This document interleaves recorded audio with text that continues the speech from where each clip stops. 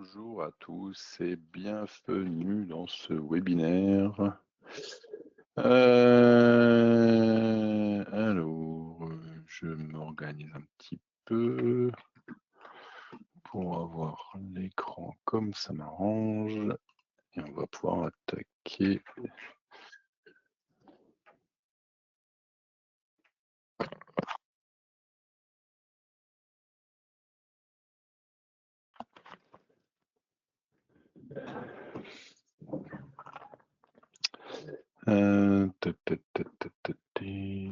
Alors, donc, on arrive vers la fin des webinaires. Je redis à tout le monde, s'il y en a qui veulent, qui ont des idées de webinaires pour les prochaines sessions, qui n'hésitent pas. On est toujours preneur de choses un peu différentes. C'est des sujets qui vous parlent. Il me reste une dernière bougie et puis on va pouvoir commencer. Donc, bienvenue dans ce webinaire alors, qui va parler fibre. Alors, de manière générale, je ne vais pas aborder trop l'histoire des... Enfin, vous verrez. Ouais, j'ai essayé d'être le plus général possible, sans rentrer dans un truc trop spécifique. Le but, c'est que ça parle à tout le monde. Et c'est plus vous expliquer des choses qui ont été déjà discutées un peu au club utilisateur il y a 6 mois. Et qui, voilà, c'est repréciser un peu ce qui est faisable, pas faisable. Je vais juste vérifier ce qui est à l'écran pour tout le monde. Vu le public, c'est bon. Alors, du coup, on va faire pointeur, on va faire comme ça. Et on va pointer, on va garder ça comme ça. Donc, je rappelle toujours tout ce qui est information alors des articles. On essaie toujours de se creuser un peu la tête sur les articles tous les mois pour justement expliquer un peu les petits points en plus. Voilà, se basant sur ce qu'on a vu, sur ce qu'on a pu faire nous-mêmes de notre côté, donc des choses qui pourraient être utiles à tout le monde. Tous les événements sont toujours présents sur le site web et toujours club utilisateur, date déjà connue, 17-18 juin. Bon, a priori toujours au Rocotel. Et donc, on est en recherche déjà de présentateurs. Je sais qu'on a déjà une ou deux discussions avec des clients qui sont bien avancés pour présenter l'année prochaine. Si ça vous intéresse, n'hésitez pas à nous le faire savoir, soit par le support, soit par votre commercial, soit en mail direct. Et puis, du coup, donc, comme je disais, pas loin de la fin pour cette année. Donc là, on va voir les fibres. Alors, je ne sais plus qui fait éventation et je ne sais plus qui fait une nouveauté de 2026, en sachant que 2026, en plus, pour le coup, le Vénard, je crois que c'est Sébastien, il fera 2026 et 2026.1. Donc. Je vous propose donc un webinaire sous cette forme. Donc déjà l'explication du calcul de fibres, l'évolution des modèles, ce qui est OSI évolue en options et ce qu'on peut apporter. Et alors possibilité après Molflow, ouais, c'est une fois qu'on a un résultat de fibre, qu'est-ce qu'on peut en faire en dehors de Molflow. Alors l'explication du calcul de fibres, le but c'est quand même de représenter un peu l'orientation des charges au fur et à mesure de l'écoulement. C'est de prendre en compte finalement comment ça va s'orienter, donc comment les vitesses de circulation de matière, le type de charge, le type de plastique, enfin plein d'éléments vont conditionner l'orientation, ce que ça va impacter pour le calcul de déformation et sur les propriétés mécaniques locales. Et au final, alors ce qui est maintenant de plus en plus utilisé, d'utiliser ces orientations pour un calcul de mécanique couplé. Donc le but, c'est de pouvoir se dire, si j'ai une matière chargée, qu'est-ce que ça donne? Dans les résultats qu'on peut obtenir de Molflow, on va retrouver des choses simples, l'orientation moyenne, un peu moins simple, le temps sur l'orientation. L'avantage de l'orientation moyenne, c'est qu'on a l'orientation moyennée sur la demi-épaisseur, mais en fonction du temps. Donc on va pouvoir voir comment la matière circule et la fibre donc s'oriente et se réoriente, là où le tenseur finalement donne le résultat à la fin. Par contre, il donne le résultat sur tous les éléments, donc on peut mesurer comme ça finalement l'orientation en tout point de la pièce, peau ou épaisseur. De là, en fait, dans le logiciel, il y a un module de calcul qui permet de déterminer les propriétés mécaniques locales. Attention, à chaque fois, c'est première direction, deuxième direction, troisième direction. Donc direction d'écoulement, perpendiculaire à l'écoulement dans le plan, perpendiculaire à l'écoulement dans l'épaisseur. Mais ça permet en fait déjà un peu d'avoir une idée des zones de faiblesse mécanique. Et donc pareil, coefficient de Poisson, coefficient de dilatation thermique. Donc c'est des données en fait qui permettront déjà un peu d'interpréter, d'anticiper finalement comment ça va s'organiser en termes de mécanique et du coup comment en fait ça va réagir, comment la pièce va réagir. On retrouve ensuite, alors je l'ai mis dans les résultats, mais c'est pas du résultat de fibre, c'est justement l'impact que peut avoir la fibre sur la déformation. Et clairement, c'est pas négligé, c'est que si vous avez une pièce qui se déforme à cause de la fibre, bah, la résolution de la déformation, elle sera totalement différente par rapport à un problème de remplissage, enfin de compactage ou de thermique. Donc c'est vraiment un point important à anticiper et savoir se dire, je prends en compte ça. C'est pour ça que j'insiste énormément en formation quand on en fait, sur la partie déformation. Quand c'est coché, prendre en compte la fibre pour le calcul de déformation, ne touchez pas, enfin, en gros, s'il y a une case dans le process setting pour dire de prendre en compte la fibre ou non, laissez-la telle qu'elle est. Parce que pour le coup, on peut très bien faire un calcul de déformation sur une pièce chargée fibre sans intégrer la prise en compte de la fibre. Et pour le coup, c'est extrêmement problématique. Donc la plupart du temps, n'y touchez pas. Évolution des modèles. Alors, en plus, j'ai vu qu'il y avait des gens qui étaient quand même un peu plus calés que moi sur le sujet dans les spectateurs. Je ne vais pas vous réexpliquer tous les modèles, comment ils marchent, ce que ça apporte, ce que ça fait et tout. Ce que je voulais juste expliquer là, c'est que les modèles, en fait, au fur et à mesure des attentes, ont évolué. Historiquement, on est parti d'un modèle Advani et après modèle de Folgar-Tucker. Donc ça, je remonte à très très loin et je pense que je n'utilisais pas encore Molfo à l'époque. Où justement on essaie de prendre en compte un peu tout ce qui va conditionner l'orientation, donc l'écoulement, et un peu les interactions. C'est ce qu'on a longtemps discuté avec les CIDZ. Et ces éléments-là, en fait, permettaient d'anticiper un peu l'orientation. Mais ils n'étaient pas parfaits. Et donc, c'est pour ça qu'il y a eu toutes les évolutions de modèles, parce que justement, les constatations qui ont été faites, c'est que il y a des choses qui ne sont pas forcément adaptées. Et donc, il y a eu des critères qui ont été ajoutés au fur et à mesure pour justement intégrer ça. Par exemple, la fonction de distribution. Alors, j'ai tout laissé en anglais les modèles parce que je devrais que honnêtement, commencer à expliquer ça, c'est pas voilà. Mais l'idée surtout, c'est de dire, il y a eu un modèle d'orientation qui était défini, qui commence à prendre les interactions, mais qui prenait en compte les interactions de manière peut-être par moment un peu trop. Et donc, justement, le modèle qui a été finalement mis en place après, c'est le modèle RSC, où on essaye d'anticiper un peu les changements d'orientation ou non en fonction des zones. L'idée, c'est toujours d'être de plus en plus précis pour prendre en compte ces orientations à travers l'épaisseur.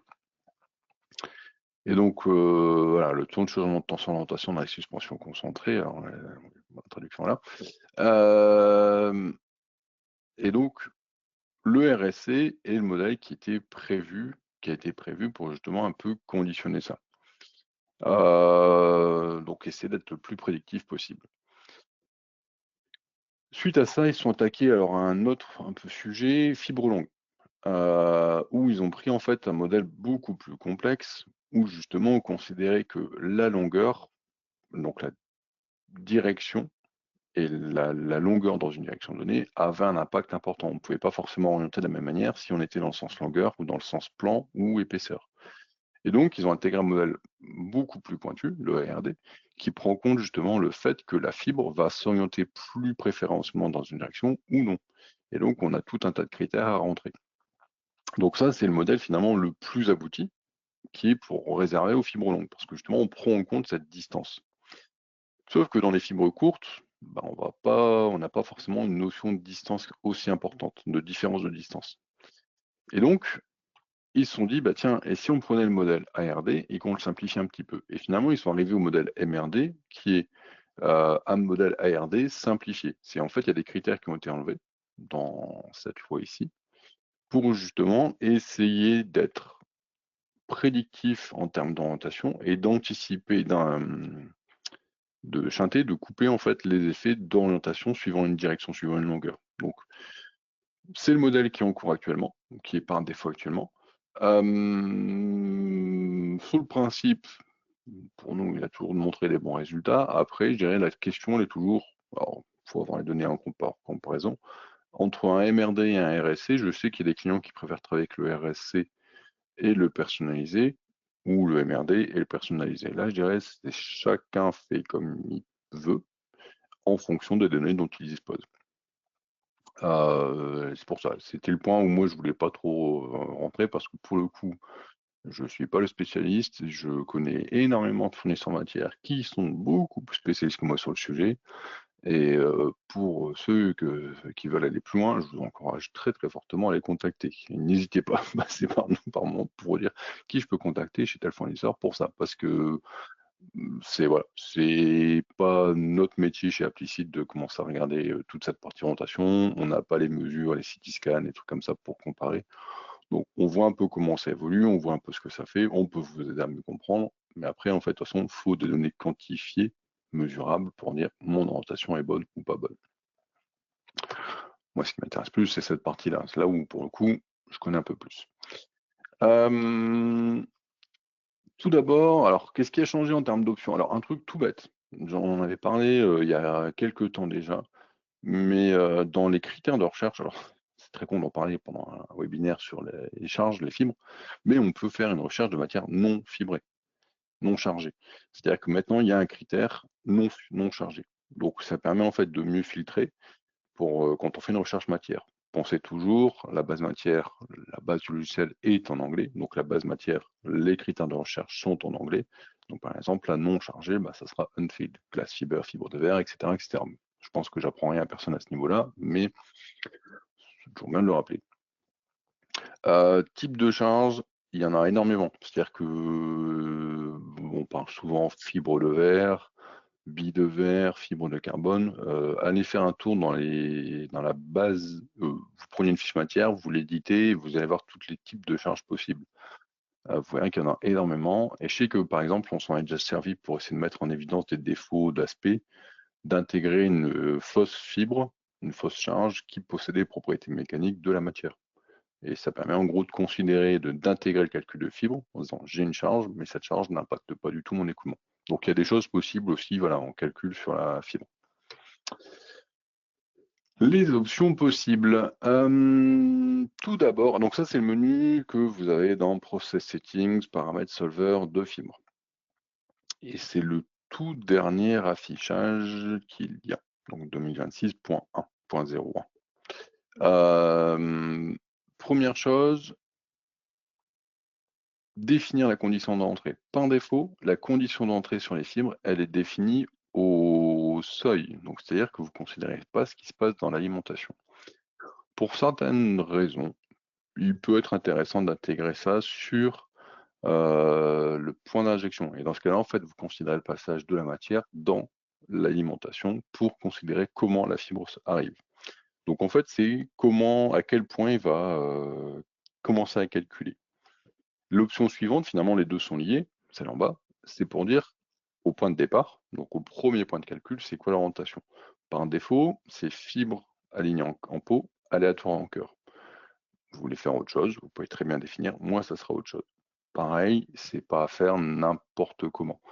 Ça va conditionner, alors ça va pas changer drastiquement le comportement, mais ça va conditionner finalement ce que vous aurez en entrée dans le logiciel aussi. Donc ça va forcément conditionner ce que vous aurez dans la pièce. Ensuite, on a le calcul de rupture de fibre. Alors attention, ce n'est que pour les fibres longues. C'est-à-dire que s'il y a une fibre courte, et le ratio de tête J'aurais tendance à partir sur un 10 ou 50 pour la longueur, donc le LD ratio pour les fibres de tête. Alors 10, ça me fait court. J'aurais tendance à dire 50 ou 100 pour dire à partir du moment là, il commence à calculer la rupture de fibre. Alors après, vous pouvez le changer, vous pouvez le forcer et dire voilà, je prends en compte ça. Le modèle de rupture de fibre est disponible ici. Donc tout ce que j'ai expliqué, par exemple, alors pardon, j'ai pas précisé sur la partie module de fibre, tout ça est disponible dans l'aide. J'ai pas été le chercher dans des documents confidentiels, c'est dans les références, et chaque modèle de fibre est documenté comme ça. Donc on peut donc pour revenir à mon sujet, sur la fibre longue, on peut lui demander du coup de calculer la rupture et de définir comment il calcule la rupture.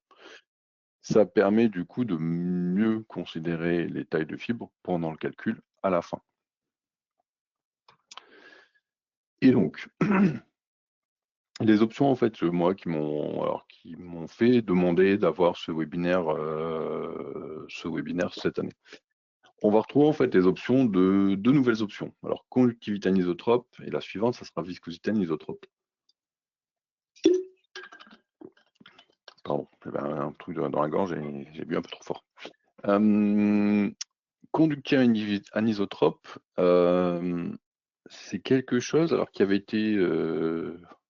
Enfin, moi j'avais vu des présentations sur ce sujet il y a quelques années. Et en fait, c'était un truc tout bête, c'est utiliser l'orientation des fibres pour déterminer que quand on a des fibres conductrices, type carbone, ben en fait, on va échanger la chaleur différemment en fonction des directions. Et donc, ils ont intégré ça. Et finalement, ils ont couplé l'orientation des fibres et la conductivité. Et ils ont du coup considéré qu'on a les pouvoirs, enfin, on peut, avec ce calcul, définir des conductions différentes, des conductivités différentes en fonction des directions. Donc, pareil, le modèle est expliqué ici. Et finalement, quand cette option est activée, on va obtenir un résultat tenseur de conductivité thermique, donc qui va être donc, comme un tenseur en fonction des directions, alors direction globale, direction locale, pour déterminer finalement comment on va échanger la chaleur en fonction des directions. Et donc ça permet forcément de changer les échanges de chaleur dans la pièce. Donc tout ce qui sera refroidissement, retrait et tout sera conditionné par ce résultat-là. Mais aussi tout ce qui viendra après. C'est que si la pièce est sollicitée est utilisée pour des échanges de chaleur ou justement pour isoler, il vaudra mieux avoir soit un échange de chaleur important, donc des zones en rouge, ou au contraire des zones en bleu, pour justement limiter l'échange de chaleur dans la direction. La seule question après, c'est comment on échange. Là, par exemple, j'ai une plaque, et si je veux qu'elle serve d'isolant, il faut que j'ai un échange faible dans la direction de l'épaisseur. Donc ça permettra, en fait, comme ça, d'anticiper ça. L'autre option, elle est encore un peu plus intéressante. C'est pareil, des choses que j'avais vues en discussion alors avec la R&D, avec les clients pour voilà, ce qui aurait été intéressant. Globalement, la fibre va changer les notions de cisaillement en fonction des directions. On va forcément avoir du cisaillement différent en fonction de la direction de la fibre. On peut du coup considérer que cette orientation conditionne la viscosité aussi. Et en fait, c'est ce qu'on va faire ici en comprendre. On va prendre un tenseur de contraintes supplémentaires en compte et en fait toute une tas de données sur alors la viscosité isotrope, on va la retrouver de tête ici. Et en fait, on va avoir des critères qui vont intervenir pour considérer comment on va analyser une viscosité dépendante de la direction de la fibre.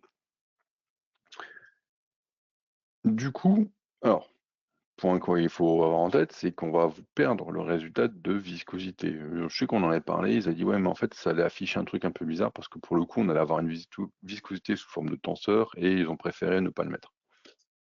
Et donc, la viscosité, dans ce cas-là, devient anisotrope. Elle est dépendante des directions. Et en fait, ça va permettre une chose. Donc, si on l'active, on fait là, on va avoir une dépendance de la viscosité en fonction de l'orientation de la fibre. Alors, on a mis ici deux exemples. Alors, on a utilisé, alors ça marche sur tout calcul, donc on a utilisé ce calcul de compression, où on met une charge initiale avec une orientation aléatoire, ou charge initiale avec une orientation définie. Et on voit justement qu'en fonction de l'orientation initiale, la pièce ne se remplit pas de la même manière. Et du coup, alors on a quand même posé la question après Autodesk pour savoir un peu comment enfin, dans quel cas ça s'activait ou pas. Et ils nous ont dit que quand la fraction volumétrique est supérieure à 50% pour les fibres courtes et 30% pour les fibres longues, ça vaut le coup de s'activer. S'il y a un fort flux radial, donc on part dans une seule direction, ça vaut le coup aussi d'activer quand c'est 30% fibres courtes et 20% fibres longues. Donc le critère, c'est dès qu'on commence à arriver 30% de fibres courtes, bah, on peut se dire ça peut valoir le coup d'activer parce que par exemple, déterminer si on a un fort flux radial ou pas, bah, c'est pas toujours évident. Donc fibre longue, moi je sais que j'ai tendance à le mettre plutôt facilement dès qu'on commence à arriver sur 30-40%. Fibre longue, pour rien vous cacher, je pense que je mets systématiquement parce que j'ai rarement vu des pièces en plus avec des fibres courtes moins de 10%. Donc voilà, j'essaie de cocher cette option de manière ouais, pas systématique, mais je me pose un peu la question au départ en fonction de la matière. Et en fait, ce que ça entraîne, bah, c'est qu'on a des fins de flux qui seront forcément différentes. Et on peut voir ici, alors c'est la même pièce, j'ai juste activé, désactivé l'option. Donc vous voyez, matière 40% de fibre carbone longue.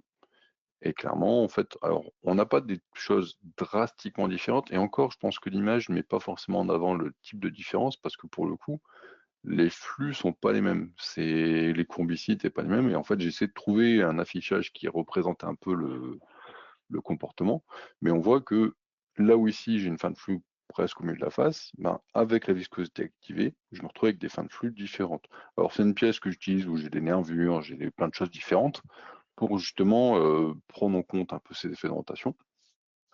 Et pour le coup, on l'a testé sur des modèles clients aussi, et ça change, ça change. Et ça change les fins de flux, ça change la manière dont la matière circule. Et tout bêtement, sur une même pièce, donc la même pièce, on voit que si je prends juste le résultat pression à la commutation, j'ai pas la même chose, aussi bien alors en termes de fin d'emplissage, mais aussi un point non négligeable en termes de viscosité, de pression, pardon. Et typiquement, la remarque, enfin le retour qu'on a eu d'Autodesk pour valider les, les conditions d'activation ou non de cette option, en fait, initialement, c'était un cas lié à la pression. Donc, voilà, ça vaut le coup parce que pour le coup, on va vraiment changer le comportement de la matière et ce qui est calculé derrière. Donc voilà pour cette option. Donc après les possibilités après Molflow. Alors il y en a plusieurs. Le premier, alors vous êtes de plus en plus nombreux à basculer sur des licences nommées. Dans les licences nommées, il ne faut pas oublier que vous avez accès à Material Exchange. Sinon Elius, qui est, alors je pense qu'on le dit toujours en plus Elius pour le coup, qui est un outil donc, qui est disponible à l'installation dans le package, que pour la plupart, je pense que vous ne posez pas de questions, vous activez, vous installez.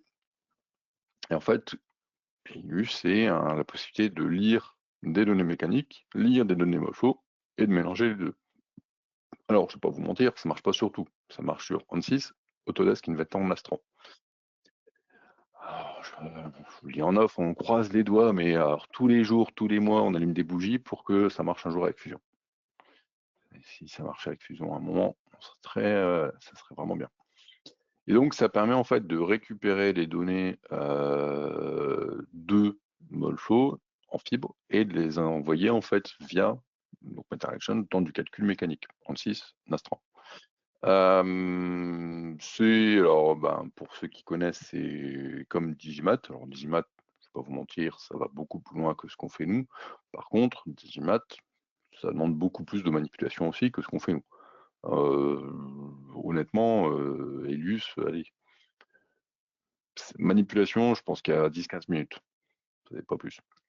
Après, il y a le temps que le logiciel mouline qui remap les propriétés et tout, mais voilà. Donc vous l'avez, si à un moment vous posez la question, juste comme ça en passant, on est revendeur aussi de Autodesk Inventor Nastran, donc il y a toujours des choses qui peuvent se faire à ce niveau-là. Autre chose qui a changé aussi, je parlais de Digimat. Depuis 2025, je crois, oui. Il est possible d'avoir un outil en fait qui exporte toutes les données pour Digimat.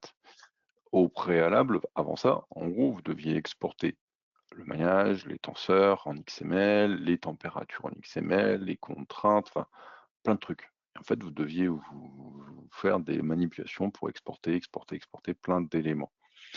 Ça a été changé pour que finalement il n'y ait plus qu'un seul format, le SDZ. Et en fait, le SDZ, il va intégrer tout. Direction, orientation, contraintes, moyage, propriété mécanique, en fait, tous les éléments nécessaires au couplage. Donc c'est quelque chose qui est, en plus pour le coup, c'est fait avec Digimat. Donc c'est quelque chose qui est évolutif. Je sais qu'ils ont changé déjà ça entre 25 et 26. Le SDZ intègre un peu plus d'éléments. Et au fur et à mesure, ils intègrent. Je vois le dernier point. Concentration de fibres. Il y a toujours en fait la possibilité de faire du calcul de concentration en basculant sous la version Scandium. La version Scandium vous propose d'utiliser finalement le même module que ce qui est utilisé pour la poudre, le modèle de suspension, pour intégrer le calcul de concentration de charge en fonction des conditions d'écoulement. C'est un point, moi j'aimerais bien qu'il arrive, et plus il y a de monde qui va le tester et qui fera du retour à Autodesk pour dire ça va pas, plus vite ça arrivera, ou ça arrivera pas, si ça marche pas, mais pour le coup, voilà, c'est plus il y a du monde, mieux c'est. Parce que perso, le peu que j'ai, à chaque fois que j'ai testé, je trouvais que ça donnait des résultats intéressants. Ça me fait penser, par contre, j'ai oublié un petit truc dans une explication. Juste dans Process Settings, tout en bas, dans la partie film, je vais revenir rapidement. Voilà. Au niveau de mon curseur, on peut aussi avoir les tenseurs en fonction du temps. La case là, elle sert juste à avoir ça. C'est le résultat tenseur, on l'aura en fait animé en fonction du temps. Ça peut vous permettre par moment de comprendre des changements d'orientation. C'est voilà. C'est pas toujours idéal, mais voilà. Et donc voilà, dans ce webinaire, c'est ce qu'on a voulu vous présenter un peu les possibilités du solver fibre, ce qui est faisable avec, ce qu'on peut obtenir comme résultat, et voilà, pour expliquer un peu ce qui était faisable. Comme en plus il y avait des options qui avaient changé entre-temps, depuis quelques années. Ouais.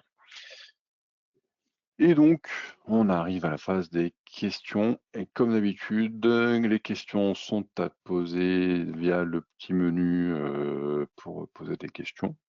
Et je me ferai un plaisir de les lire et d'y répondre, d'essayer d'y répondre en direct. Puis voilà. Est-ce qu'il y a des questions sur la partie fibre?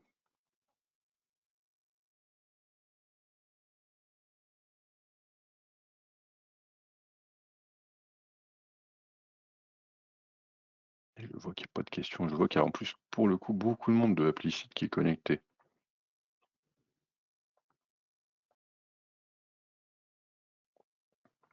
Et je m'attends de leur part à des questions, questions à coucher dehors.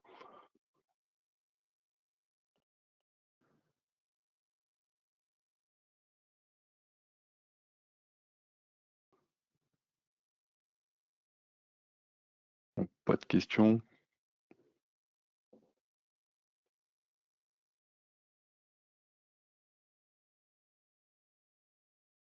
Bon, ou j'étais extrêmement synthétique et très bien, ou vous n'avez pas écouté.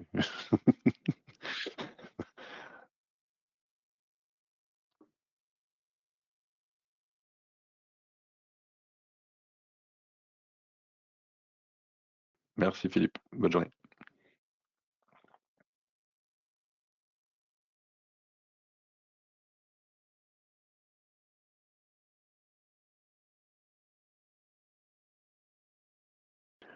Bon, je vais considérer qu'il n'y a pas de questions du coup, c'est personne qui me... Pour moi, j'ai dû être synthétique, ou soit synthétique, soit c'est pas si précis.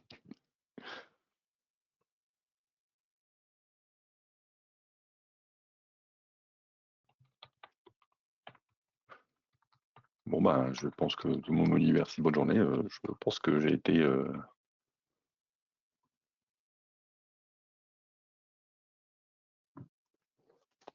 De toute façon, bah, s'il y a pas de questions, alors on est toujours disponible pour répondre après aux questions sur, bah, les différents modèles, ce que ça implique et tout, via le support. La présentation vous sera sûrement enfin la vidéo, l'enregistrement vous sera sûrement transféré, dans la journée de alors soit dans la journée, soit lundi, je pense.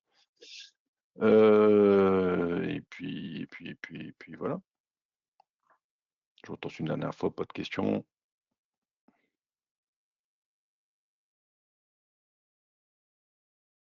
Bon, bah, pas de questions. Merci beaucoup, bonne journée, bon week-end à tous. À bientôt, au revoir.